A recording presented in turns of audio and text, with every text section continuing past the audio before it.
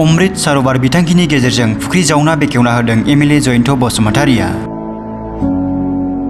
थांनाय 17 सेप्तेम्बर सुनिबार बारायखालि चिरां जिल्ला थाइखाजरा बिसिडिसिनि सिङाव थानाय दैसा गामियाव एमएलए जयन्त बसुमतारिया गाहाय मन्त्रि नरेन्द्र मोदीआ फोसावना होनाय अमृत सरोवर बिथांखिनि गेजेरजों सिडली चिरां जौगाखां खोन्दो ब्लकआव गासै मोन 24 फुख्रि जावनानै बेखेवना होयो।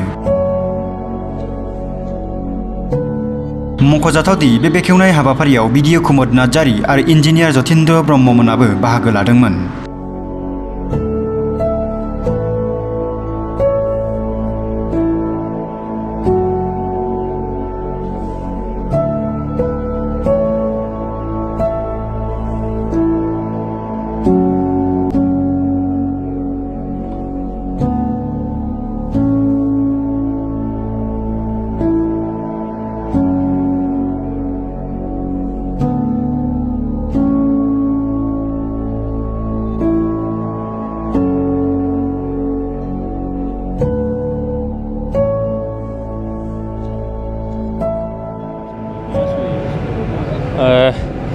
भारतनि गाहाय मन्त्रि नरेन्द्र मोदी मानगोनां बिथांनि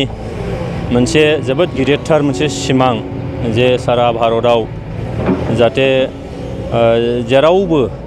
दैनि मोनसे जाहाथे अभाब जाया आरो जायगा लानानै जायगा बे अमृत सरोवर बेखौ दै लोंनाय आबादाव दै जगायनाय बेजों लोगोसेयैनो जेराव दैनि आंखाल गैया बे ओनसोलफ्राव बे अमृत सरोवरनिफ्राय ना फिसिनाय बेजों लोगोसे बिनि सारिगिदिं बिफां गायनानै जोंनि एनभायरनमेन्टखौ थिग लाखिनाय बेजों लोगोसेयैनो समायना मोनसे ओनसोल खालामनाय आरो बेयाव फैनानै मानसिफ्रा मोनसे टुरिज्मनिबो मोनसे सेक्टर जानो हायो बियो बेफोरबायदि थांखिजों मोनसे अमृत सरोवरनि मोनसे थांखि लादोंमोन आरो बे अमृत सरोवरखौ दिनै नरेन्द्र मोदी बिथांनि जोनोम सानाव जोङो चिरां जिल्ला हिसाबै जोंहा गासै 75 गं जोङो जिल्लायाव मोनबोदों अमृत सरोवर बेनिनो काजलगांव साब डिभिजन थामहिनबा सिडली हिसाबै जोङो 37 गं बेबायदि अमृत सरोवर बानायनाय जागोन। दिनैहाय थाइखाजरा बिसिडिसिनि सिङाव थाइखाजरा रेभिनिउ भिलेजाव बेखौ कमिउनिटि मोनसे फुख्रि हिसाबै बा अमृत सरोवर हिसाबै बेखौ फाउन्डेसन खालामनाय जादों आरो बे खामानिखौ आङो दिनै आंनि आखाइजों बेखेवनाय जाबाय आरो नैबे खामानिखौ जोङो नरेन्द्र मोदी बिथांनि जोनोम सानाव बिथांनो मोनसे प्रेजेन्टेसन जों होनो सानदों आरो बे एखे थांखियैनो जोंहा आसामनि chief minister doctor Himanta Biswa Sharma बिथाङा आसामखौ भारतनि जौगासार मोनबा रायजोनि गेजेराव मोनसे बानायनो नागिरदों आरो बिनि गेजेरजों नैबे अमृत सरोवरनि गेजेरजों जिहेथु बेयाव रांखान्थिया मोनसे लोब्बा थागोन बे जिथु बानायनायाव 13 लाख रां खरसा खालामनानै बेखौ पिएनआरडि डिपार्टमेन्टनिफ्राय बानायनाय जागोन आरो बेखौ बानायखांनायनि उनाव बेनिफ्राय मोनसे रिटार्न नैबे गामि बा बे ओनसोला जाहाथे मोननो हायो ना फिसिनानै रेभिनिउ मोनसे आर्न खालामनो हायो जायजों जोंनि सारा नर्थ इस्टआव बा सारा आसामाव बे फुख्रिनि गेजेरजोंबो बा नैबे ओनसोलनि जि नांनाय जानाय आदारनियाव जेरै नानि गोनांथि जायो बेखौबो जाहाथे बिनिफ्राय प्रडाक्सन खालामनानै मोनसे रेभिनिउ आर्न खालामनो हायो आरो बेजों गोबां जोंनि लाइमोनफोरा बा बे गामि जे गामियाव बेखौ बानायनाय जादों थाइखाजरायाव बे गामियाबो जाहाथे रांखान्थि बिथिङाव इयुनाव बिथांमोननि न'खर सामलायनायजों लोगोसे इयुन जोलैखौ लेखा फोरोंनाय गेदेर गोलाव खालामनाय बे खामानियावबो जाहाथे हेफाजाब जायो आरो जोंनि बिटिआर सोरखार मानगोनां प्रमद बर' दैदेननाय बिटिआर सोरखाराबो बिनिफ्राय निस्सय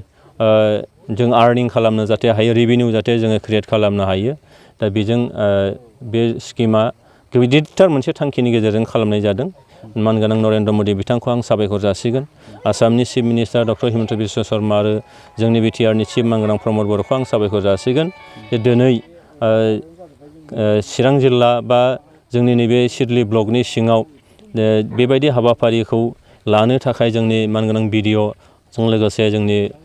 गुबुन गुबुन अफिसार्सफोरखौ दिनै एखे लेटारियैनो बेखौ बेखेवनाय हाबाफारिखौ लानो होनायाव आं जोबोरैनो गोजोननाय मोनदों मानोना बे आंनि समस्तिनि सिंनि मोनसे गामि आरो बेजों बबेबा मोनसे गामि बा ओनसोला जुदि जौगानाय फैयो बे जोंनि बिटिआर ओनसोलनि जौगानाय जागोन बबेबा मोनसे गामि बा ओनसोला रांखान्थि बिथिङाव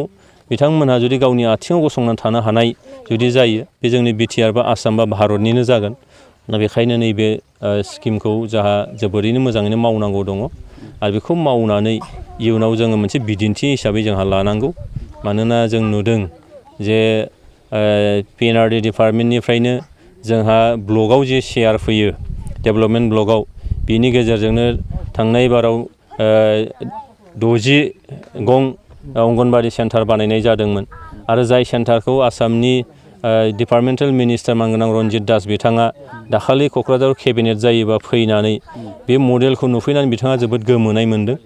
आरो बे एखे मडेलखौ नोङो बिथांनि डिपार्टमेन्टनि फैसानि गेजेरजोंनो जुदि बेबायदि मावनो हायोबा बिथाङा जेबो आइडिया गैयामोन निस्सय फैनानै गोमोनाय मोन्दों आरो बिथाङा बुंदों जे बे मडेलखौ जोङो बिटिआरनि बायजोआवबो लानानै थांनांगौ। दा बे जोंनि थाखाय जोबोद मोनसे गोग्गाथाव मोनसे मडेल जाबाय बियो, मोनसे बिदिन्थि जाबाय बियो आरो जोंहा नैबे अमृत सरोबरखौबो जों बेखौ बिदिन्थि महरै लानांगौ। आं ओंखायनो गामिनि साफ्रोमखौ आं खावलायदों, मानगोनां बिडिअ बिथांखौबो खावलायदों, जों जयैनो बेखौ मोनसे बयनिख्रुइ गुबुनफोरनिख्रुइ साबसिन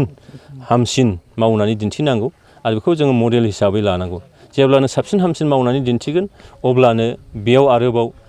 नोङो भारत सोरखारानो जा आसाम सोरखारानो जा जायखि एजेन्सियानो जायाथों मानो बिथांमोनहा फैनानै गोजोननाय मोनोबा आरोबाव बेबायदि एडिसनेल माखासे जोङो मोनदेरबावनो हायो नामा नैबे जिनिसखौ जोंहा नायनांगौ आरो बेखौ सिगाङाव दोननानैनो जों खामानिखौ निस्सय मावगोन आरो बिदिनो जाफुंसार होगोन।